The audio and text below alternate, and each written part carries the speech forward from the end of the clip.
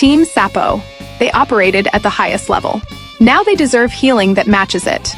Team Sapo is a 501c3 nonprofit supporting veterans from Tier 1 and Special Operations communities. Through integrative, evidence-based healing, they address trauma, identity loss, and wellness with a veteran-led, community-powered approach focused on lasting transformation. They provide comprehensive holistic care for these elite operators and their spouses, natural medicine therapies, regenerative and somatic modalities, and biopsychosocial spiritual support, reinforced by mentorship, coaching, and community accountability. Go to teamsapo.com for more information. Team Sapo, helping those who served reclaim their lives.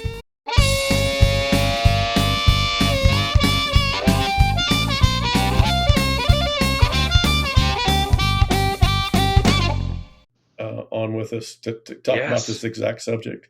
Do you talk to him? I would love to have him on here. I don't really talk to him that much. I know. No, we exchange stuff on. Talk about La Monica, CCTs at La Monica. Yeah, the tall. Yeah. I think he was Yeah. I think he went on a patrol with us once in the early days of Afghanistan. Yeah, sure did. Him and somebody else. Anyway, but yeah, I know who you're talking about. He's a good dude, great guy.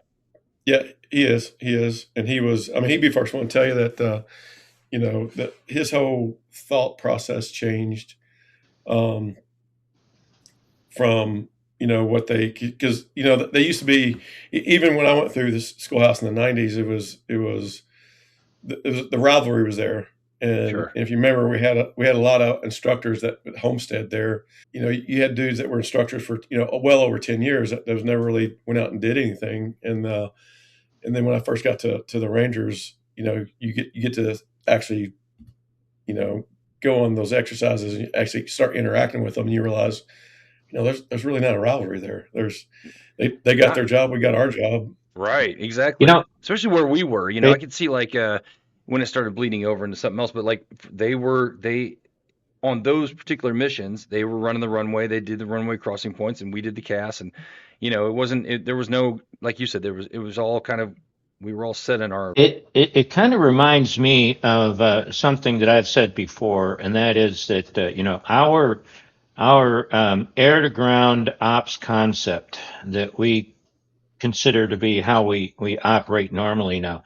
Born in North Africa in 1942, and you had lots of stovepipes. You had American airmen wouldn't talk to American soldiers, and vice versa. You had British wouldn't talk to Americans, and what broke that down? Well, nothing like staring down the barrel of total defeat. Right. The Nazis were obviously dominant in North Africa, and if we ever stood a chance, we were going to have to start talking to each other and working together. And I think coming out of the GWAT, that's what all of our different communities faced.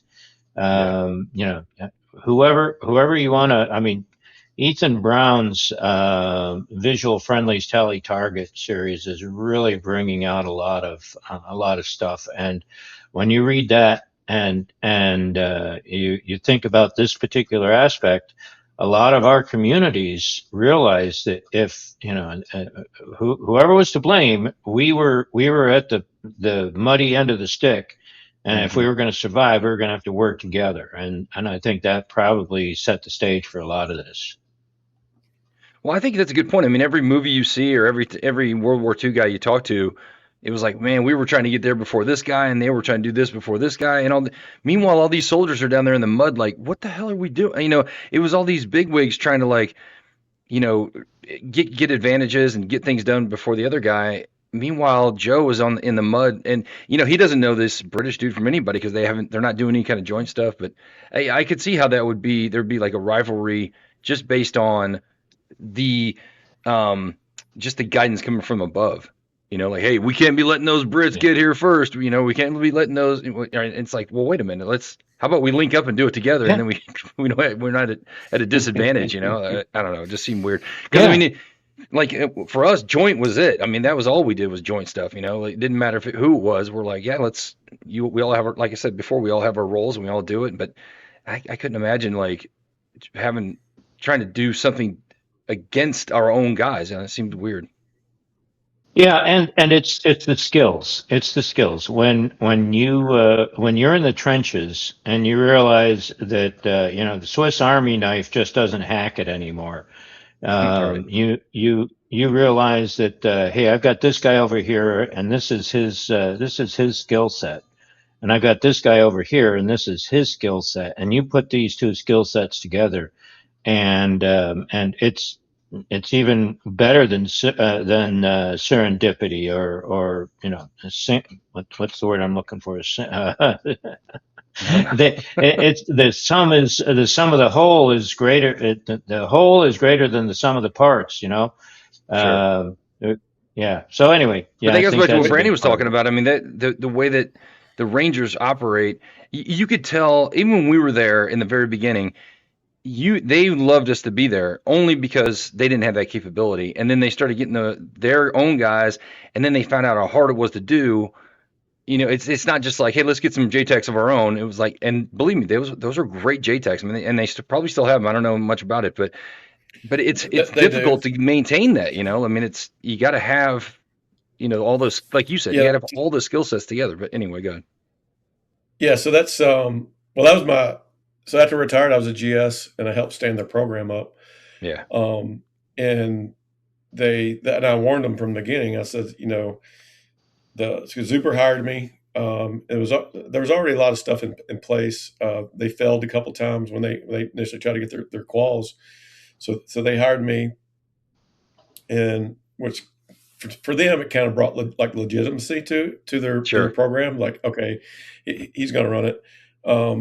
But when I briefed the regimental commander at the time, which Clark, I told him, I was like, listen, I'm not going to speed. I'm not going to. I said it's going to take a while to build your program, because immediately you had the Domays and some of the other people they thought they were JTACs for a while, but they weren't. I just Yeah, certified them, and they're like, well, I want to be an evaluator. I'm like, you're looking at 2 or 3 years before I make you an evaluator. yeah, And they immediately want to Yeah. be instructors, and they immediately want to be instructors and evaluators. I'm like, you know how long it took me just to be a JTAC? Like, it took me right. years to be a JTAC. Yeah, And so you go to one course, but back then it was the SOTAC course, and you come back, you're like the bottom, like. So I was trying to explain to them, like, you wouldn't even be eligible to even try out for the 17th. Like, right, you remember you had to have two annual evals. So basically you had to be a JTAC for 3 years before you can even try out for the 17th. right. And so I try to remind them that. I'm like you just got your certification. Like, you got maybe 6 controls. Like, Yeah, you would be more of emergency. We still look at you as emergency cast until you get some more controls under your belt. sure. And because I can't stick you out there by yourself and then be solely responsible for dropping bombs in close proximity of friendlies. I think Right. you got to understand, you can't. We make it look easy because we've been doing it for years and years and years. By the time I got there, and by the time you and I were in R&D together, we've already been JTACs 15 years. Like, Yeah, like they don't recognize that, because yeah, I guess when you do it long enough, we kind of made it look easy, but it wasn't easy. And right. so the whole. You bring in this sounds like a larger complaint, and that is what anybody who's had any military experience says when they're watching a Hollywood war movie, right? Yeah, Hollywood just made, and in this case, it's not Hollywood, it was the media. The media made what we were doing in 2001, 2002, 2003, made it look so easy. And of course, obviously, the world was taken so much by surprise, and everybody was just in awe of what TACPs were doing, that it became the sexy thing, and everybody could see that there was going to be just money thrown, buckets of money thrown at this TACP thing, and so of course everybody wanted a piece of it. And there was this impression, this deep-seated impression, that all it really took was, just keying the mic and saying "cleared hot," and there you go.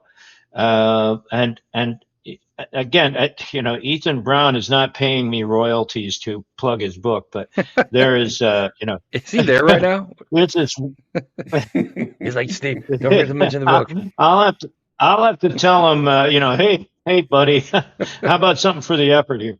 But there's one chapter where, particularly, and I'm sure you all know him, Ramiro Villalobos, Sure. where he goes into great detail about the damn near friendly fire catastrophe that Ramiro avoided, and it was simply by his deep-seated what you guys were just talking about. He'd been a TACP for so long, this kind of thinking was just second nature to him. Sure. And his close coordination with the ground commander, his close coordination with the air assets, including ISR assets overhead,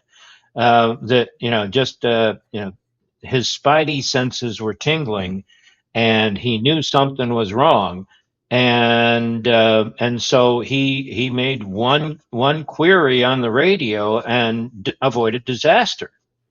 Well, you don't get that by just, and I hear, Eric, I hear what you're saying. The biggest problem is proficiency, currency. How do we keep these guys, get them proficient, and then keep them current? It's just such a huge logistical training burden that we just have to get everybody, to understand that it's not just, giving them the minimum amount of, as I keep saying, slapping a layer of cast paint on them and slapping a JTAC pad on them. To really, really, really do it right, like Ramiro did that day. Yeah. You need to have deep experience and training and currency and close trust and coordination. That's what saved those guys that day. Right. Yeah, I mean, there was a lot of special operators that run into that problem. They just want, and I get their point. I mean, shoot, in the very beginning, all these ODAs would go out and fight with no JTAC at all because, heck, there's not enough JTACs to go around. There's so many ODAs. SEAL teams are the same way, and so they're like, well, how do we skin this cat? And then, well, we'll just make these guys. You're the fifth guy. You're the JTAC now. It's like, all right, well, he's also got, Steve, to your point, he's got 1,000 other things he's got to do. Like he's the weapons guy, so or he's the combo guy, or he's the medic, or whatever. It's the same thing on a SEAL team, and it's not that easy. And like to Brandy's point, like they think it's more of just saying cleared out on the mic, and it could be. I'm not saying it's not. Sometimes it is. It's like you give them a quick 4-9 line or what, or you give 4, 6, and 8 and whatever remarks But sometimes it's really involved. Sometimes you have like 4 or 5 assets overhead, and they're all you're trying to deconflict them, and you got no Draco on station, so you can't use them as it can get very complicated very quickly. That's the point that they kind of miss sometimes. So and I mean, no hit on. I get why they're doing it. I get why they did it in the past, but I always go back to, so it's probably been a month ago. I was asked to go back. They were doing they had their Pfister conference up at the regiment, and they wanted to they were doing the history of their JTAC program. Then they asked me to come in and be a guest speaker. So I went down there to talk to them, and it was really cool. It was down at 3rd Bat, and they brought all the battalions in, and a lot of them didn't know how the program was stood up, and how the tyrant call sign started and all this stuff, and actually brought in, because when Zoomer and I stood it up, he gave me Tyrant 01, the very first stack of patches, and I kept them, and so I went down there and just donated to him. Like, here you go, this was the first ones ever made. Like, it was still in the rubber band. Like, I never used them.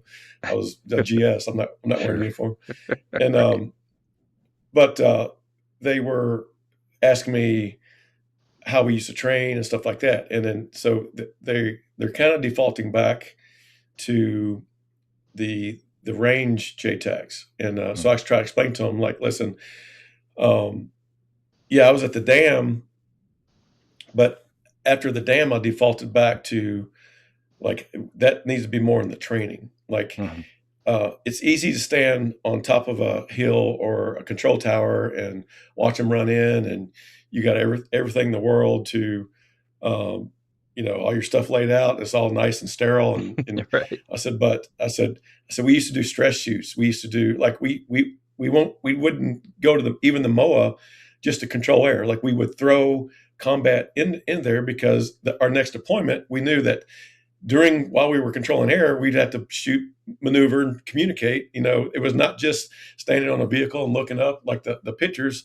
Like we threw that in there because I remember when you gave Beeve a check ride in the MOA, and you waited till he had all the stuff laid out in the vehicle, and then you told me to slam on the brakes. We were right in the middle of the street. You're like, we just got hit, and you take off running out of there, and it looked like a yard sale. Like he come bailing outside, and everything, all his papers and stuff went out there. But he even came back. It's like, that's a good lesson. He's like, I just learned a really hard lesson there. He's like, don't get comfortable, and you've got to train at that level. And I've heard so many stories about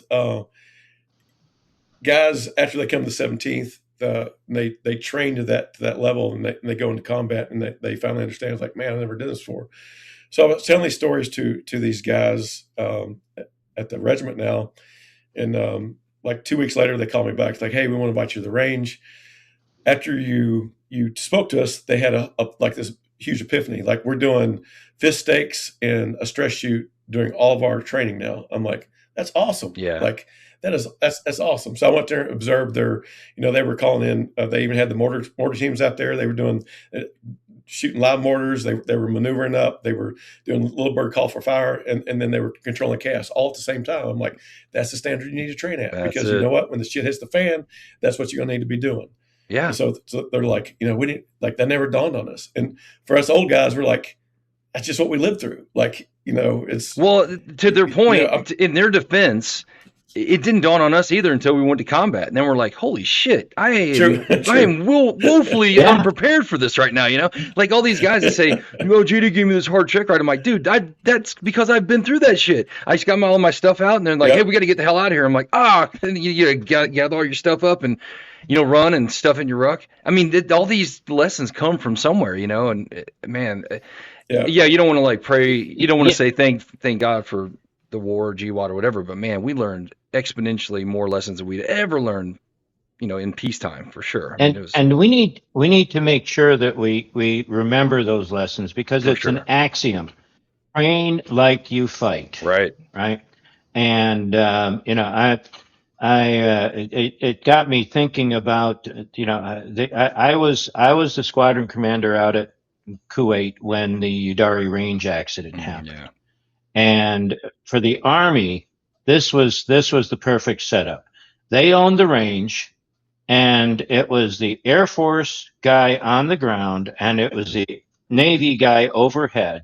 And so they could sit there in their high and mighty position and make all these recommendations. And there was a Navy SEAL.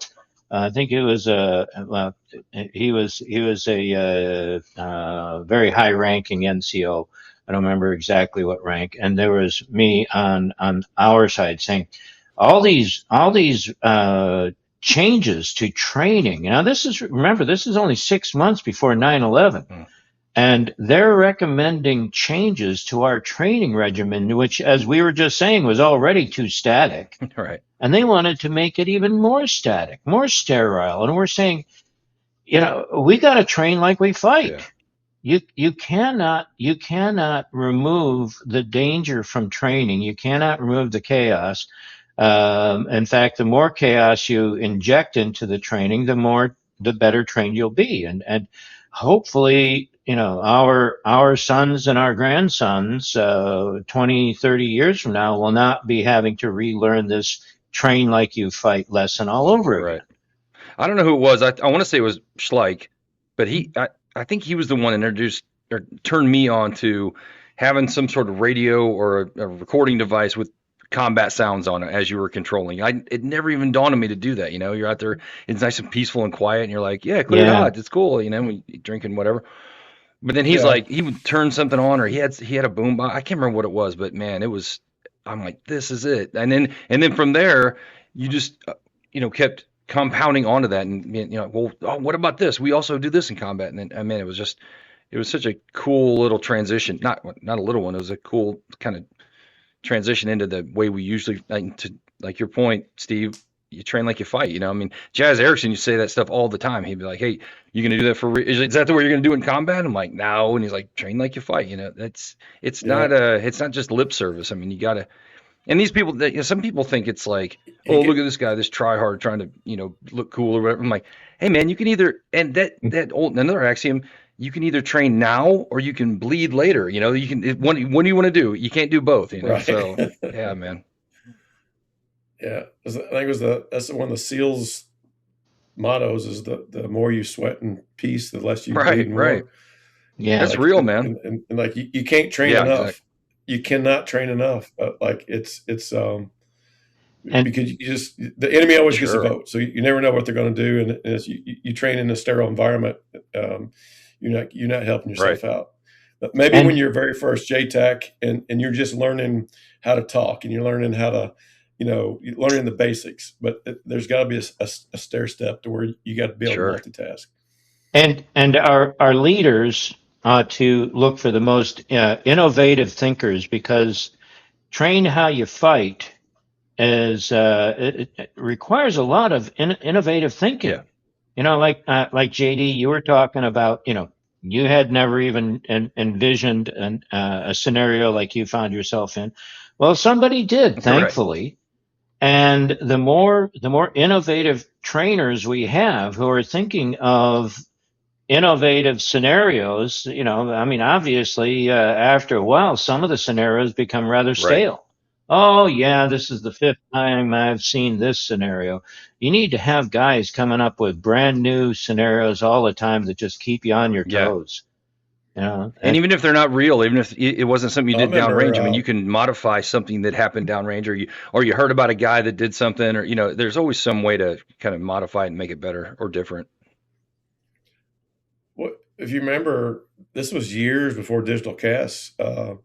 Schulman had his guys at third bat wearing those little Yep. drop down computers, the little Yep. personal computers, to do everything. Because I know we had the mini tough books that you could track, like you could run Falcon View and track your put a circle around your min safes, and you can do a lot of stuff in it. But he's the first one to transition over to the Yeah. wearable computer thing. So he was always way ahead of his time doing that stuff. And the 2-4 Eddie and he went It was to Nate Mag, Holden. big tall Yeah. Nate Holden. They were doing that stuff way, way, way before digital cast came out. They were doing Yeah. some really cool stuff. So it's be able to look, but still you got to be able to do that and do your job. Because I remember joking with Ed before I gave him a check ride, like, first thing I'm gonna do is have you jump in a pool, because he would rely too much on his Right. technology, and like you better have backup batteries, or those things better be sealed, because That's a good point, man. I remember Gav, I think, was yeah, I like mean, one of the first ones to have. I think we had the MR1s, but I think Gav was one of the first guys to wear the flat one. Well, I don't know. I can't remember what it was. It wasn't anything we use now. It was some off the shelf something or other. it was Okio, yeah, something like Okio something, yeah. one of the little, And yeah, it's funny how little sometimes Sony thing. we usually take what the Rangers have. Like, oh, these are the nods you're using. These are the PEC, whatever. But that was the first time they relied on Gav. Like everybody would just gather around Gav. I wasn't out there. He was telling me about this, but because he had everything right there. They're like, hey, where are we? Okay, where are the other guys? And he'd be like, go, they're right here. And all these PLs and the company commander be all gathered around Gav to try to figure all this SA. And I thought that was so cool the way he was kind of. And then from there, they're like, we need this. Everybody needs something like this. But yeah, that was neat. Yeah, To your point. yeah, and one of the other things to try to impress upon young guys is that all this GEOS technology is wonderful for how we look at what we did yesterday, and a way to try and do it better today. But what about Yeah. tomorrow? I'm thinking particularly about a lot of the guys I talked with in preparing for danger close, the earliest days, there are guys who are, they're having Falcon View thrown at them, and other gee whiz technologies, and it was their innovative way to, how can I use this in a way that wasn't anticipated or hasn't been proven yet. And that's not an isolated incident. I can guarantee technology that's going to come down the pike 20 years from now is going to have the same sort of thing. We're going to have guys who are saying, well, this wasn't thought of when they designed this, but I've realized that I've tried this a different way, and it worked even better. So again, the innovation, it's not just the engineers. It's the guys, boots on the ground. It's the guys with the radios. Well, to that point, I'm glad you mentioned that, because in the past, Brandon, you probably remember this, and Steve, I'm sure you ran into this as well. A lot of times we get these pieces of kit that I would never use because it was so impractical. It was created so poorly for a guy that's in the field that I'm like, this is just going to stay in my locker for the rest of the time. I'm not even going to use a piece of shit. And now they're starting to. The engineers are like, hey, wear this for a little bit. Tell me what you think. And now, and not right now. They've been doing it for a while. Anyway, go ahead. You seem like you got a story. So yeah. So you think of the early 2000s when the war started, and we go to those TACP modernization conferences, and they were run by the old chiefs that never did SOF, never did light infantry. So all this kit that they were trying to force down all the squadrons to buy and put them on their MTOs and everything else that they had to buy was so not appropriate for us. Like they would ship us all the stuff that we, you need a vehicle to carry it, and we're like, we don't have vehicles. Like where we're going, we're walking. Like this makes no sense at all. And then we deploy and look across at the special tactics world, and they've got all this smart kit, and they were already doing UAVs. Like, they were early 2000s. They was already flying UAVs, and we're like we were so far behind the curve because our leadership wasn't involved. We didn't have officers. We just, it was absolutely. So we'd go to these TACP modernization conferences, and we were just the super minority because we were doing most of the deployment, but we had the least amount of say in what to go forward. Now all that's flip. Now whatever, it's kind of like how CAG does Big Army, or the Rangers do for the Big Army. Like whatever works for them has got to work for the rest of TACP. It's just the same way with 17th. Whatever works at 17th is going to work with the conventional TACP. And when we were there together, like a lot of times that's what I would say. I'd be like, why are we doing all this R&D for anything? Like we work with these high speed, special operators all the time. They already have the kit. Why are we trying to figure out what to use? Let's just use what these guys use. Let's use what, the 24th or CAG or whoever you're with. Like, we got the line on it right here, man. They're like, well, those guys have a different budget and blah, blah, blah. I'm like, hey, man, whatever works. If it works, it works. I mean, if you're giving me this boat anchor that's got 100 cables hanging off of it and I can't use it, maybe spend the money on this other thing that I can use. It just boggled my mind. And matter of fact, I was going to talk about this too. Look how long. Look how many years it took us to take. Look how long it took us to get emitters.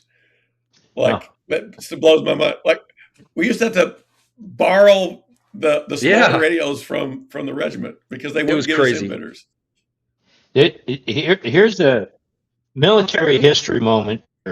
It's an age-old story that so many, especially American armies, you could trace their movements by just following the discarded equipment that the soldiers threw.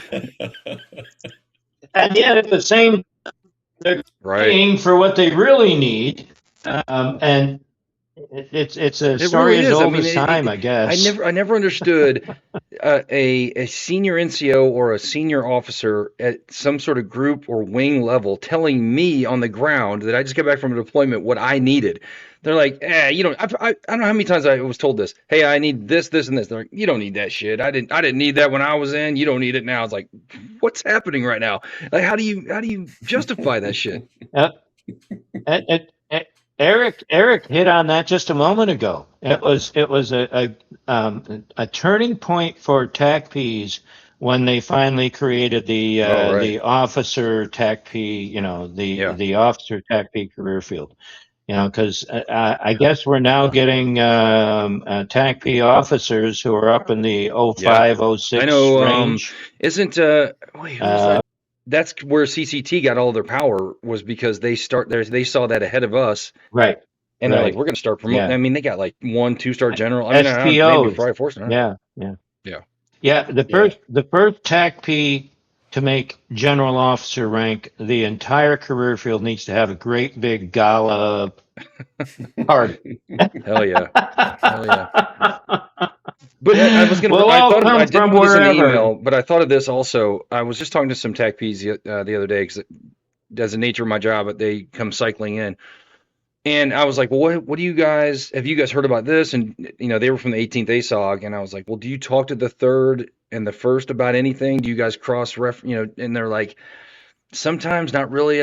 I'm like, they're like, we're focused on more on the strike, and those guys are focused on taxi too. I'm like, that's the way it was. To Eric's point, that was the way it was back in the day, where I would be like, hey, here's what we're doing right now. I would try to tell these guys the stuff, and it was fall on deaf ears, or they would just, it just seemed, the way the career field is still disjoined is kind of disconcerting. I can't believe it's still, and maybe I just got a bad impression from the couple of guys that I talked to, but it just seems like there's not one central focus, not one main, one line of effort. I don't know. Have you guys noticed that at all? I mean, I don't know how much you guys talk to guys in their career field, but If I could put in a paid political announcement, actually, public sure. service announcement. I mean, as long as I have to pay I'm it. pretty active with the TACP Foundation, Oh yeah, and right, right. one of the things that they are doing is trying to get the squadrons more involved with the TACP Foundation for this very reason. We Yeah. need to get this crosstalk going. And if you rely on official channels, well, you can just predict what the results are going to Well, be. I mean, we've lived through Uh, it for so decades. Yeah. yeah, yeah, no, I mean, really, organizations like the TACP Foundation are the kind of organizations that can really be the free agent, or the arbiter of a lot of crosstalk like this. So you can talk to each other through them without worrying about somebody's toes getting stepped on and Yeah. somebody's that sort of thing. So, whatever we can all do to foster this kind of the squadron level involvement with the TACP Foundation, I think is really a big part of this solution. Yeah, I think some people look at it. I like that they have active duty people involved too.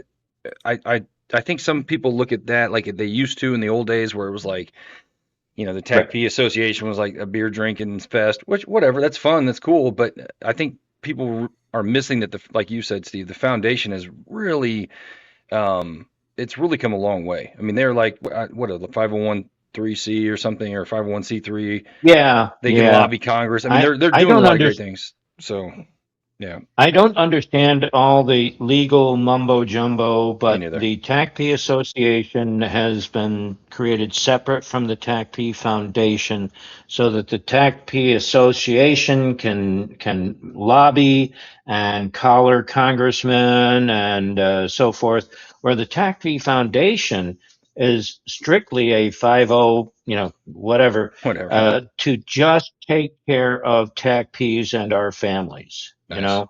And that I think is one of the things that is a great benefit to every TACP, but also, like I said, makes it a good neutral actor in trying to encourage crosstalk and cooperation among all the different squadrons. Right. Yeah. It seems like like I said, when they come up here, it seems like they're doing a lot of different types of missions. I mean, like, I want to accommodate all of them. I want to say, whatever you want to do, let's do it. You want to do an ISET mission, you want to do strike, whatever it is. and it just seems like it's different every time, or they don't quite have like a definitive way of, the way forward or something. I don't know. Anyway, I it was kind of a little disconcerting that there was still a problem. Like to Eric's point earlier, I mean, you try to tell these guys something, or they try to tell us, and we'd be like, "Yeah, we got it," or they'd be like, "No, thanks." I think that's where the again, we keep comparing the TACP and the CCT career field, but man, CCT is all on the same page. It seems like they all obviously if you were to dig in a little deeper, I'm sure there's a lot of people that don't agree all the time, but as a whole, as an enterprise, they kind of have a solid common goal. So I think that's what we need. I think if we could have that, it'd be great. They get together. That's why I think it'd be great to have Lamonica on here since he's retired, but they do get together as their chiefs and their senior leadership, and they decide what the way forward is going to be, Yeah. and it's across the board. But they all, where TACP is, everybody supports a different type of unit. Mm-hmm. But even that, like, I'm not meaning to cut you off, but even that is like, are we still supporting Army units? Like some of these guys aren't. They're like, we're kind of getting away from that. I'm like, what do you do if they need a JTAC then? Like it's anyway. Go ahead. I didn't mean to break in, but it's almost like another thing they're doing. Yeah. Well, the smart thing is their goal was always if you get a combat controller similar to PJ, if you get either one of those two, you know what you're getting. Sure. Well, that's not really been the same as for us. Right. If you got someone from the 17th, you pretty much know what you're getting. Yeah. Or if you got someone in regimental reconnaissance inside the 17th, you kind of know what you're getting. Right.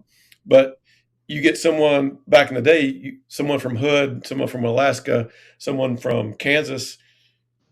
You don't know what you're getting. And it's unfortunate that was just our reality. Yeah. Some were in really good shape, some were very not. Like I think they're trying to fix that with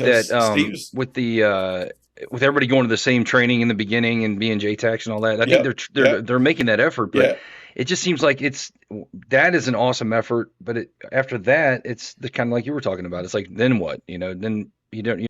So I guess what I'm saying is there's got to be a way to standardize everything in order to, I don't know, move the career field forward. Maybe I'm talking out of turn because I'm not embedded in it, but I don't know. It just seems a little disjointed I don't know. Yeah, you probably see it more than I do, and I've been living where I live.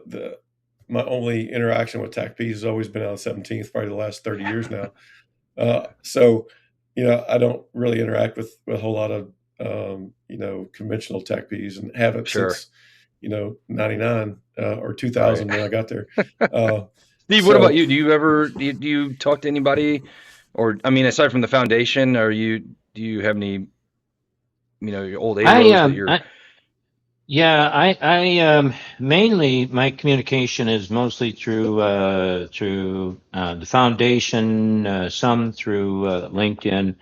So, but we don't talk on this level of clarity or anything like that. So I can't really speak to current practices. I will say that, and I don't know if maybe there's some more recent clarity that's come through, but I know that for the last year or so, I've been hearing an awful lot of concern about rumors about where not only the TACP career field is going, but also the TACP, CCT, PJ communities, where they are going. And so if there has not been any clarity coming from above on this, then that is truly unfortunate. I mean, there's a lot of people who really are not sure where we are going into the future. I do know that.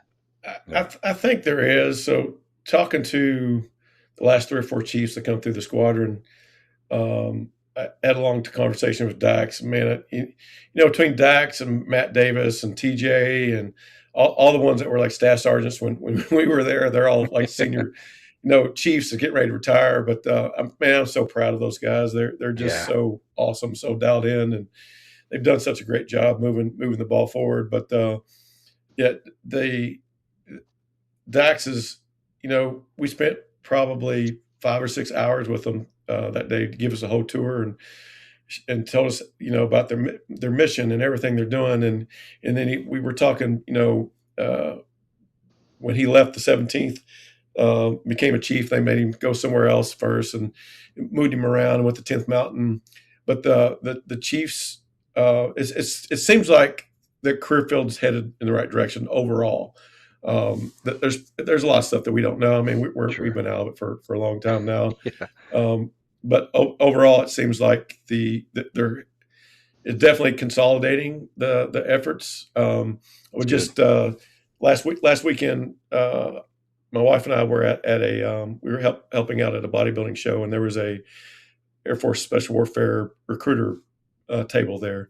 So I went over and talked to those guys, and the recruiters wasn't he was just a recruiter. Like he knew about the career fields, but the guys getting ready to go into TACP. So, you had this old guy walk up and was like, "I was at TACP," but even the recruiter was so knowledgeable on how they recruit and how they do all similar training.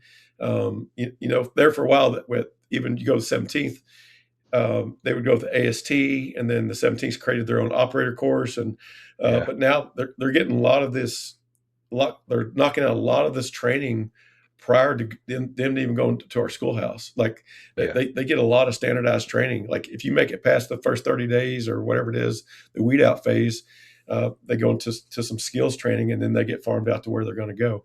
And it's, so they're creating That's a really awesome. good product.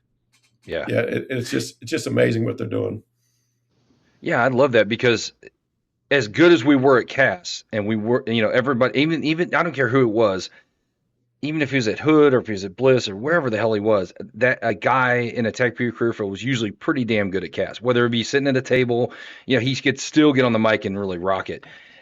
The other stuff is where we all kind of failed. I went to Germany for that 2 years, and like it was hit and miss if people even knew how to shoot. Like they didn't know how to their personal weapon.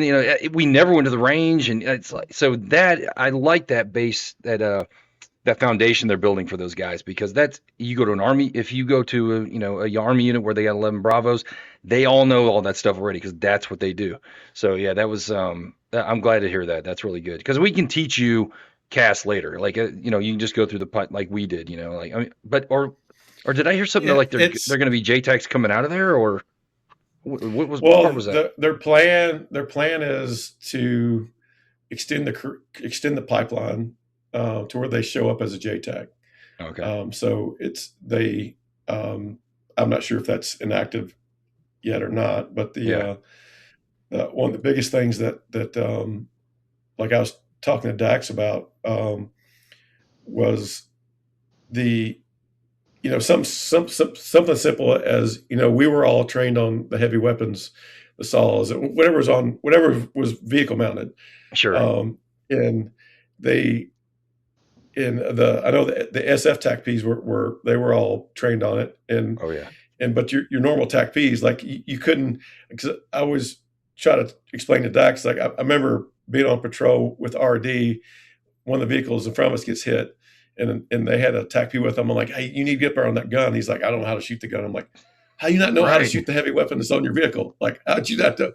But I guess apparently this one training that they're all going to, they all get the heavy weapons trainings. They all get great. Stuff that's going to save their lives if they go at it, because it was all just more soft, centric to us, that we were all cross-trained on the 50 cals and, whatever the Rangers were carrying, even the Gustavs, like we all shot Gustavs, like we all were able to do everything. Yeah. And I just remember they're grabbing the guy and almost throwing him up on top of that. Like, you need to take over that gun. Like, that dude had just been killed. Get there and do it. He's like, I don't know how to do that gun. I'm like, you gotta be kidding me. I mean, but that's the way it was, man. I mean, it really was. I mean, it wasn't that, you got Army guys to do all that shit, like we'll do the cast, you do the, and then I think slowly we realized, I mean, there was a lot of smart guys. I know Lee Blackwell was involved. There's a lot of smart guys that kind of stood up, that were like, hey, identify that shortfall. we're like, hey, we need to get these guys standardized coming to the units, because like you said, if you just got them right out of tech school and they went to Riley or they went to Bliss or where you didn't know who was training at that time. I mean, it could have been, well, Bliss used to be good back in the 90s, but now you never know what cycle they're through. But if you give them that base foundation, then whatever unit they go to, they're at least armed with that knowledge, that baseline knowledge, which is good. Yeah. Are the TACP officers going through that same program too? Oh, I don't know. That's a good question. I know very little about their training pipeline that they have for them now. Now that I think about it, because when it was initially stood up, the only officers that they were initially taking was prior enlisted TACPs. Right. They were the first TACP officers.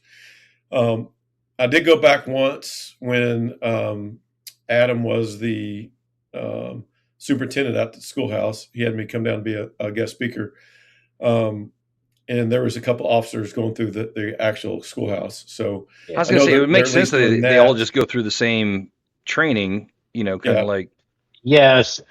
Yeah. And I would put in my plug for that. I mean, obviously, you guys know that I retired before 9/11. So all of my experience was, back in the day. But, when we were out on the range, small arms range, and I just happened I'm an old farm boy, grew up deer hunting and playing with guns and all that. And the NCO, who was the range officer, when he saw my scores, was like, wow, pretty good shooting. What he was saying was, for an officer. But I mean, if the guy on the 50 cal gets shot and the only guy who's the only warm body who's available is an officer, he ought to be able to pull his load too. For sure. Yeah. I mean, it just makes sense. It goes back to well, it goes back. So to go and come back full circle to what we were talking about probably 45 minutes ago. You always want to go back to the SF model. The SF have specialties for that team. Like there's not one person trained at everything. Right. And they can all do a bunch of different skills, but at the end of the day, you got a comms guy, you got a medic, you've got weapons guy, you've got an engineer. And as a TACP, you need to be that baseline, and then your specialty is controlling chaos. So that's one thing that we always told the young guys when we were still at 17 is you've got to be able to shoot. Like, remember we used to tell them you have to outranger the Rangers. Sure. Like, right. Do everything you do and your job. Yeah. Like, you can't just show up and just do your job. Like, you got to be able to do everything you do, everything they do, and your job. Right. And I think that's what the whole special warfare is kind of getting into. I think initially, probably 5 or 6, maybe 10 years ago, they had this grand idea. I'm sure it was. Don't take this as an insult, Steve, but some officer had this grand idea that they're going to form their own little ODAs, and they were going to have their own little teams. And I'm like that's the dumbest thing, because you never, JSOC or SOCOM's never going to send an Air Force Special Operations ODA to anywhere. Right. Like, you should be a specialty put onto a team. And like our job is to be as best as we can with everything else, to include CAS, and be able to integrate seamlessly onto either an ODA or Ranger team or SEAL, or wherever you're going to stick us. We got to train to their level and our level at this exact same time. But there was a push for a good 5 or 6 years that, hey, we're going to do these unilateral missions, and we're going to have these ODA type teams, and we're just going to go and do our own thing. I'm like, there's not a ground commander or theater commander in the world is going to let a freaking Air Force only ODA out to do anything on their own. That's one thing that I think TACPs and the entire special tactics community needs to understand. Everywhere we go, we have that Air Force stripe, on our uniform, and for so many of our joint brothers and sisters, that's Chair Force. Right.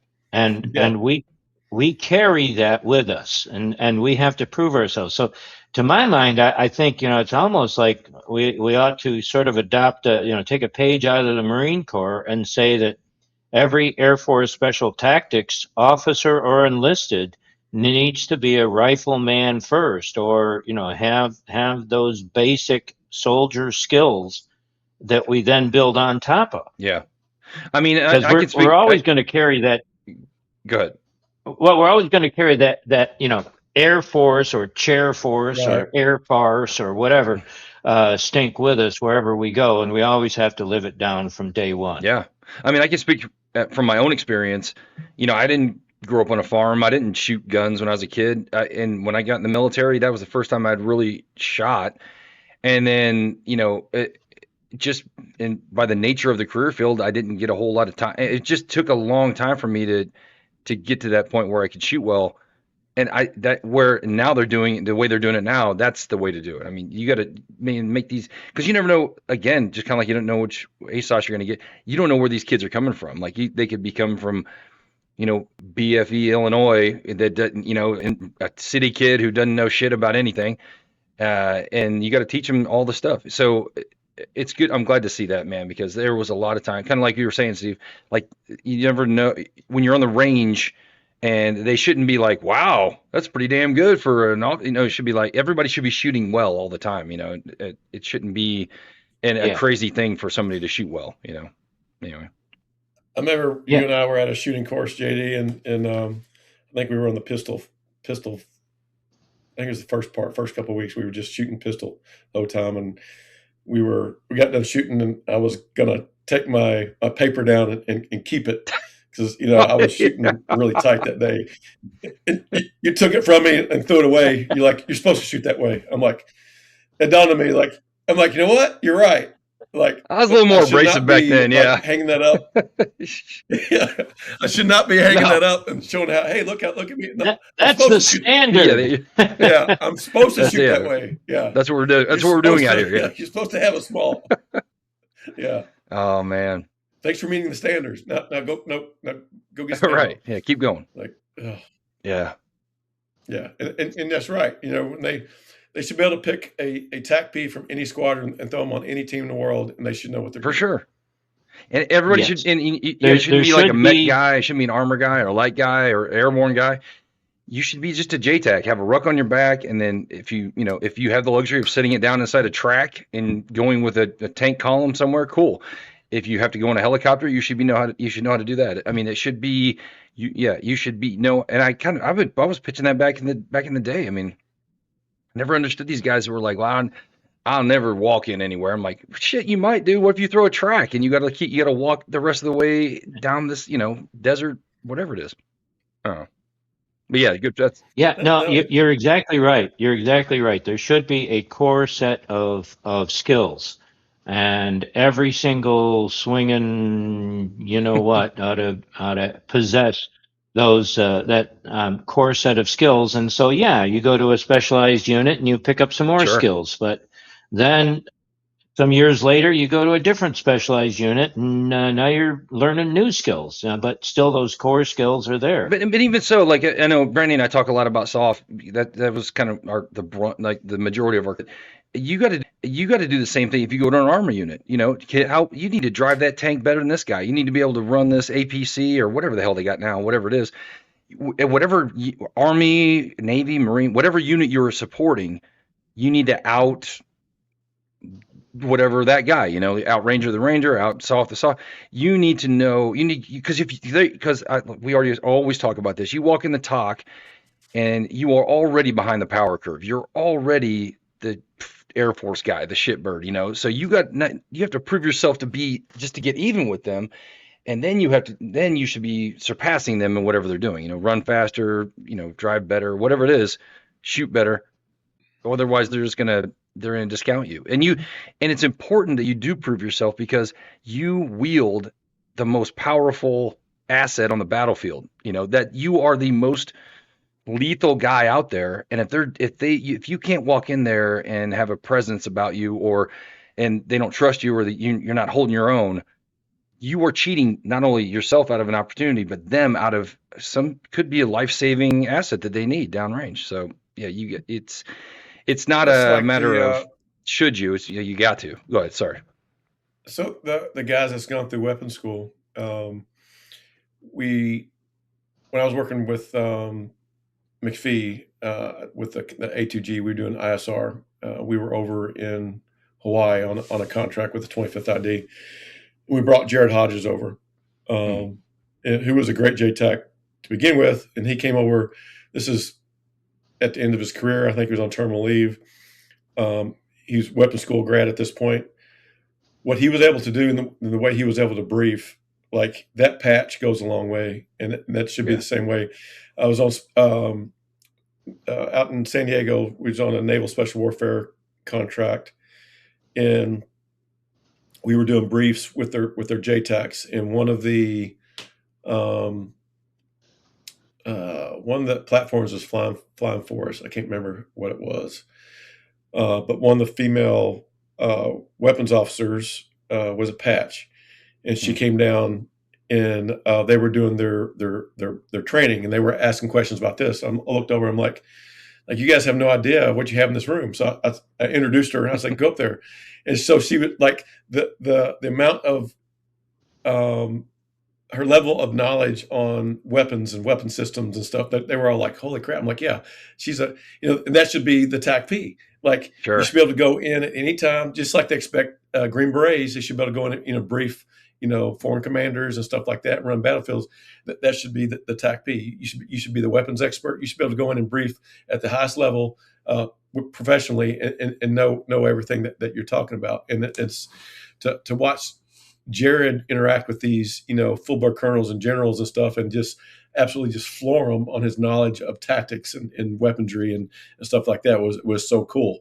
But he's still Jared. I mean, he's still let's not get carried away. Drunk at the bar. I don't want to get in a big head. You might hear this.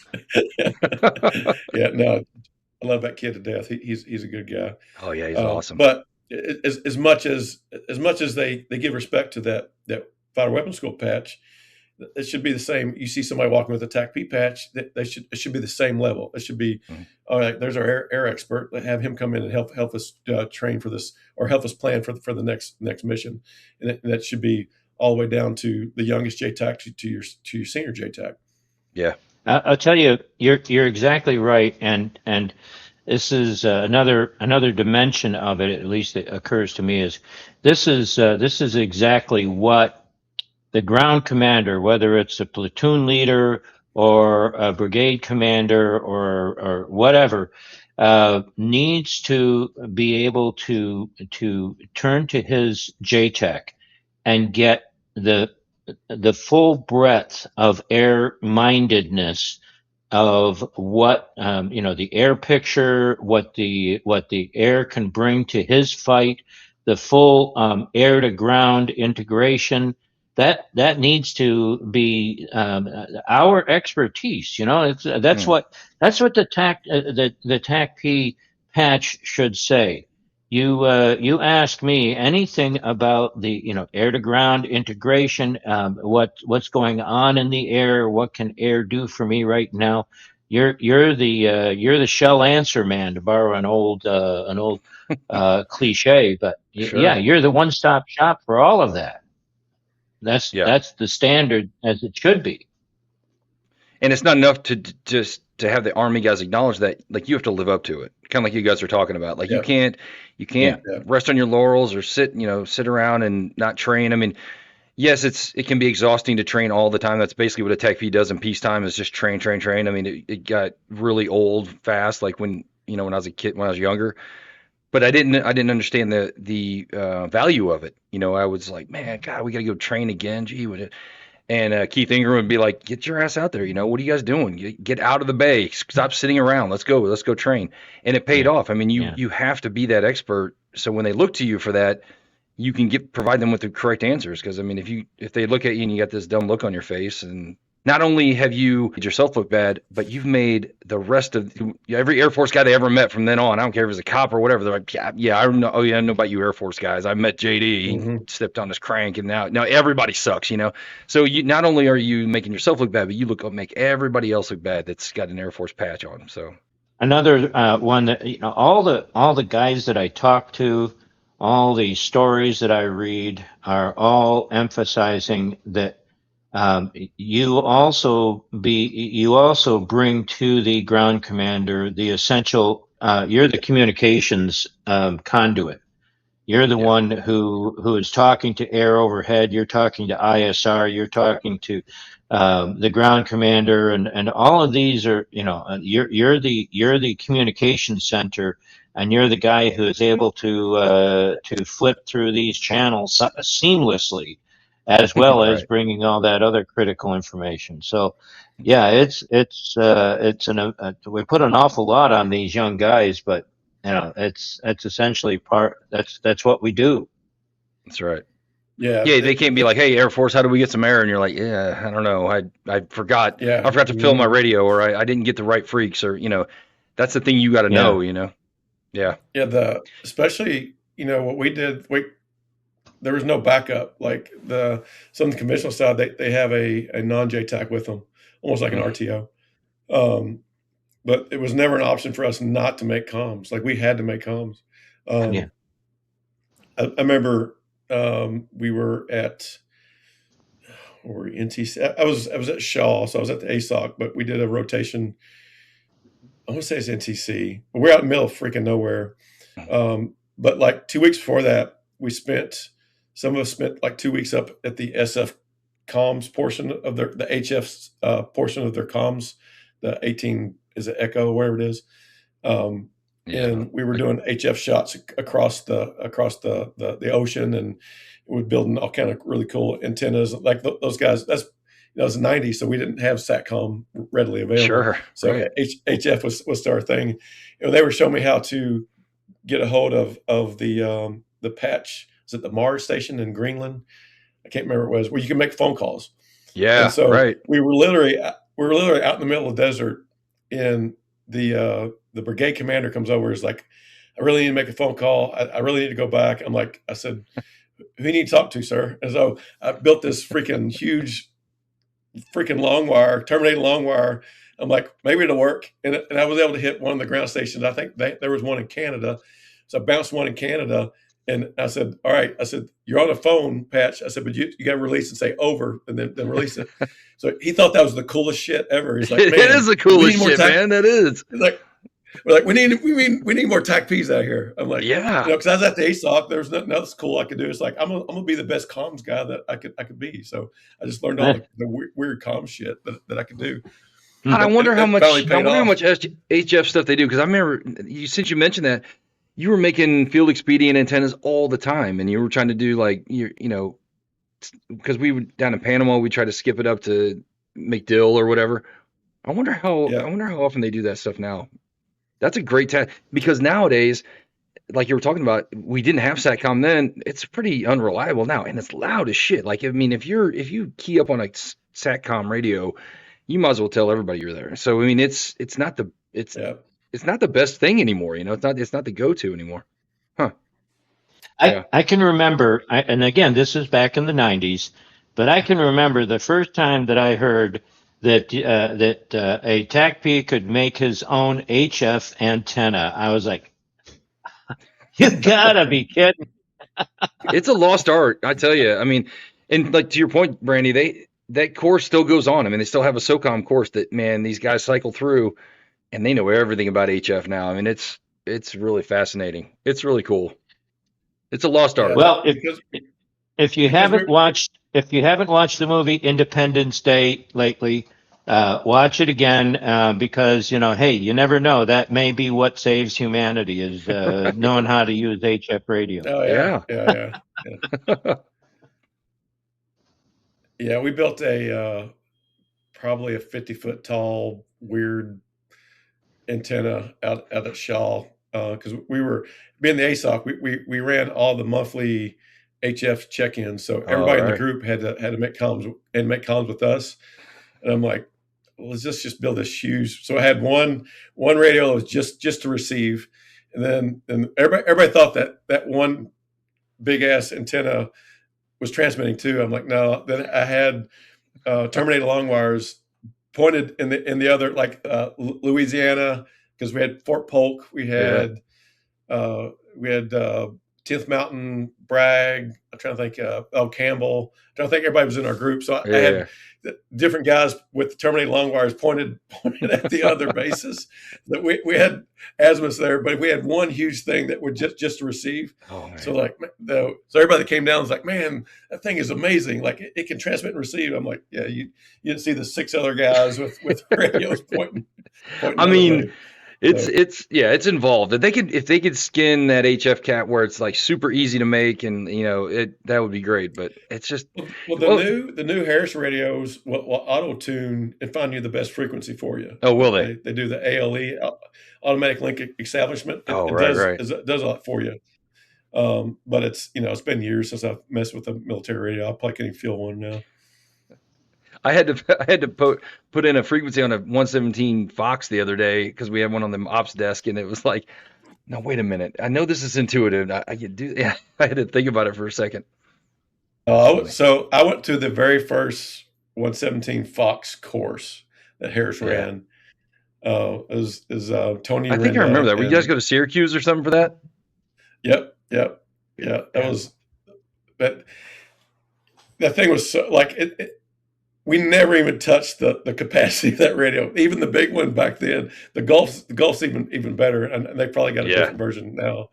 But it was. I remember we were doing.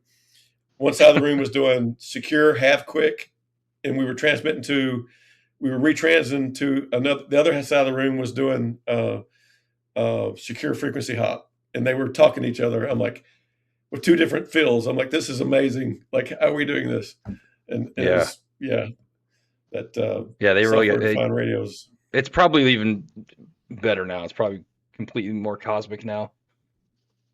Yeah, that was something else. That was quite a step up from what we were using, man. Guys in the office, there's a bunch of Army guys, and they're like 13 Foxes or whatever, so they all carried a bunch of radios, and we talk about the 113 plus a KY57 plus a 104 plus a KY65, and then you had to carry all that in your ruck, and it's just amazing how far we come nowadays from having to carry all those components. They still let you jump out there as a civilian? No, hell no. Believe me, I tried. I remember when you first went out there, you were like, "Oh, I need to maintain all my quals." You even bought a non-standard rig too, didn't you? Yeah. Well, I walked in the first day when I was active duty, and the commander was like, "Whatever you want, whatever you need to do, let's do it." I'm like, "Okay, cool." So yeah, I ordered a bunch of MC4s, got a non-standard. It was a blast. Who'd you jump with, the PJs up there? Yeah, so sometimes with the 210, sometimes down at Anchorage, but yeah, I had to scramble for them, man. It wasn't because nobody did that around here. It was very few and far between of anybody that would do that. So yeah, it was tough to do. I figured it out. But then I would also go TDY to like Eloy, and I got to go to Eloy for a week. Hey, cool. Well, that's another cool thing that the crew field is 100% airborne now. So I know, I love it. I tried to do that when I was sitting at the schoolhouse, dude. When I was a superintendent of the schoolhouse, I called up the Pentagon. I was like, "Look, man, what do we got to do to make this career field 100% airborne?" And they're like, "What the hell do we need to?" They just shit on it, just all over the place. And I was like, "Oh, this sucks." And then, lo and behold, a couple years later, it's like that's what they went with. But I don't know. I guess it all depends on who's sitting where and who the vision and all that stuff. But I thought it made sense. I don't know. I figured, because it goes back to our point. It's not just frivolous like everybody used to jump. It's like every TACP guy should be the same. So if you may not be jumping right now, but if I need you to move over here, I don't have to send you to jump school first. You're already airborne. I'll do some refresher, and boom, you're ready to go. It's just Remember Bullard? He was a CCT officer. Yeah, for sure. He retired. Yeah, little short dude. He was a Air Force Academy grad. I was talking to him one day, and he was, what was that course out in Vegas they had? It was after we were JTACs. It was some type of, but so I was talking to him, and he was, I asked him, it's like, so they let you jump here? He's like, no, my AFSC maintains this jump quals. So any position I take in the Air Force, my jump goes with me. I'm like, that's Right. amazing. Like That's the that's way I awesome. know. That's So if they I stick him at an embassy, they have to find a way for him to jump to maintain proficiency. And right. that's, he says, usually they send him TDY, like, because he did an embassy thing before, and he's like, yeah, I just went TDY to the closest unit that jumps and just strapped hang with him. I'm like, that's what TACPs need to Probably be they probably doing. did the same thing with scuba and demo too. I'm sure he Yep, kept all those quals, all those pays. yep, Yeah. And that I think it boils down to the representation at the higher levels. I mean that because I mean had we had advocates for us at the right levels at the right time, we probably could have done the same thing. But yeah, and now we do, and we did, and now we do, and so it's good. Yeah. yeah. Well, okay, we're sitting at an hour and 12. I know Brandy's trying to watch that game, and I got some other things I got to do. But what's the score anyway? 0-0. They're in overtime now. Oh my God. So Yeah. to your point, Steve, earlier we were talking about how riveting soccer can be. Tied at 0 in overtime. Yeah, after an hour and a half of play, they're still 0-0. Good defense, amazing. I think that's what. Yeah. Yeah. But no, God, thanks a lot for doing this. This was a good conversation, man. I had a good time. We brought us a lot of good stuff. And so yeah, I appreciate it. Well, it's always a pleasure. Maybe we continue this theme and we reach out to Mike LaMonica and see if he wants to join Please, us. yeah, if you have contact with him, go ahead for sure. Yeah. This is not like one of those, and like I said in the email, it's like I don't care if people pop on here for 10 minutes and then get back off. This is not anything formal, obviously. I just think it's important for, well, first of all, I like to talk to you guys. I mean, I think it's fun, but I also think it's important for like younger guys that are either in the career field or getting ready to be in, or whatever it is. To hear these kind of things, to be like, okay, I don't want to do it that way, like kind of our old stories that we talk about how it used to be, and then B, maybe getting some good insight on how they should be doing it if they're not doing that already. I think it's important, because it's cool to hear lessons learned from guys that have been there and done that for 20, 30 years, whatever it is. Because then you don't have to do it. They can learn from us, and they don't have to relive all those mistakes that we made. So, and then they can also, I love them to hear the opportunities that are out there, because I know when we were in, they didn't have stuff like this. They didn't have, their word of mouth was about the only time, if you were lucky enough to go to a place where there was a bunch of guys who did cool stuff, you'd be like, what is that now? That's how you heard about things. And I think getting the word out about all the possibilities that TACP can exploit or take advantage of, I think it's important. Plus, or whatever else they want to do, maybe you got Gary Deserich and fly for the 160th or something, Yeah, or what's the other Hodges? Flew from 160th. Oh yeah, Dusty. Yeah, he's a Dusty Hodges. Yeah, man, he's doing some cool stuff. Yeah, for sure. Yeah, he's flying fixed wing and rotor wing again for contracting. Yeah. I saw a video of him helping put out a range fire with his helicopter. He flew over there, and he was like literally 2 feet off the ground, like using the rotor wash to put it out. I'm like, oh, really? Only a little bird pilot. Yeah, only a little bird pilot can do that crap. Yeah, right. Like flying down a dirt road at like 5 foot off the deck, just full speed. I'm like, I mean, not to go back down this road, but it boils down to training. I mean, everybody, these guys, that do these special mission units, they're not injected with the serum. They train their asses off. They are constantly trained. That's how they get to be good. And that's how TACP gets to be good at, joint fires or, CAS that's all we did back then. So it's not cosmic. It's just, you have to have the wherewithal and the discipline to train, and you got to get in there. Look at what we did at A-Flight, the R&D side. We were the best jumpers in the world, but like I remember when I went to Halo JM, I already had 200 jumps. So I show up and there's a bunch of Green Berets had like 60, had just enough to get to the school, and they're like, hey, I've only been on status for 15 months. I got 200 jumps. I'm like, what? Like, yeah, we jump all the time. Like, we're a legit Halo team. Like, that's all we do. That's like, sometimes people misunderstand when you say you're the best. Like, it's not when somebody in our line or somebody in our kind of sphere of influence says they're the best, it's not a brag. It's not like, oh, I'm the best. It's like, no, it's just a fact, because, and it has nothing to do with, you as a person or as personality or whatever it is. It's just the amount of training you conduct. If you can be the best at whatever you want to be, as long as you put in the work. I mean, you just got to put in the work, and you can be the best at anything. Yeah, You're it's like trained to be the That's best. for all you young guys out yeah. there. Uncle JD says be the best by doing. Well, you look at the like nobody can compare CQB with the tier one guys, the Right. SEAL Team 6 or CAG. Like you're not gonna, but that's all they do. They train to that That's right. standard. Right. And Yeah. back when we used to go to Arizona all the time, we'd have to the entire team would have to land those little circles. Like Yeah. it was just amazing how much equipment and people we can put in a little circle in a little area. And we do that we have to do it every jump, night or day. Like no matter how high they dropped us, we all had to land all together in that little circle and get to the point where that was a standard. Like you could put us in any little drop zone anywhere in the world, and we're all gonna land together. We're all gonna land safe, and we're gonna be able to get in. But that's the standard we train to.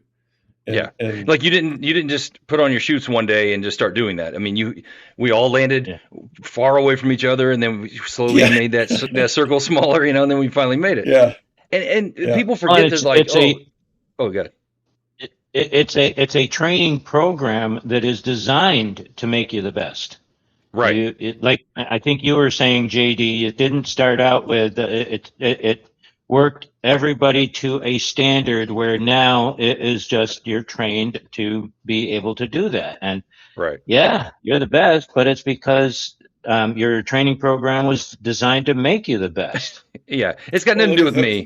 It's got nothing to do with any of us. It's we're just following the rules. We're just following directions, and then that's you do it the right way enough times. Yeah. You do. I mean, you it's get the good. same way as like Thunderbirds or Blue Angels. Same, right? Like you got to train to fly like that, just like we had to train to jump like that. That's why that guy could get that low over the beach in that recent flyby. Did you guys watch that? Yeah. That's why he didn't kill anybody.